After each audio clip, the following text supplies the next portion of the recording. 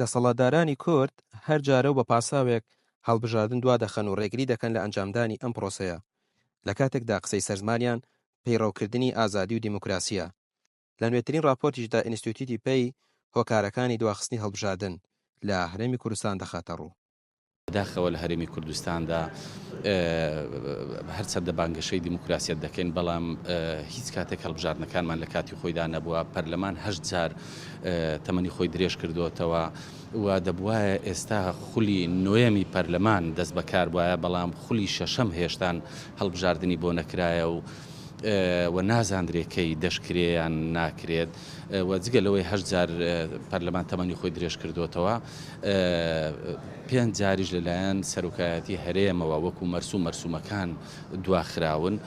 ئەمەش پێمان دەڵێکەوە حزبە سیاسیەکان باوەڕیان بە پرۆسەی دیموکراسی و بە هەڵبژاردن و دەستا و دەستکردنی دەسەڵات نییە لایەنە سیاسیەکان کە هیچ کاتێک نیانویستوە ئەم تۆمارە پاکەنەوە بۆ ئەوەی هەمیشە پاساوێکیان بەدەستەوە بێ بۆ دواخستنی هەڵبژاردنەکە. دەوترێت دەسەڵاتدارانی کورد و هەردوو حیزبی دەسەڵات بە تایبەت هەمیشە ڕێگر بوون لە چەسپاندنی دیموکراسی و هەڵبژاردنیش وەکو ئامرازێک دەبینن بۆ هێژنەوەی دەسەڵاتەکانیان و هەر کاتێک بیانەوێت زەمینەی بۆ ساز دەکەن و نەشیانەوێت وەکو ئێستا گرفتی بۆ دروست دەکەن.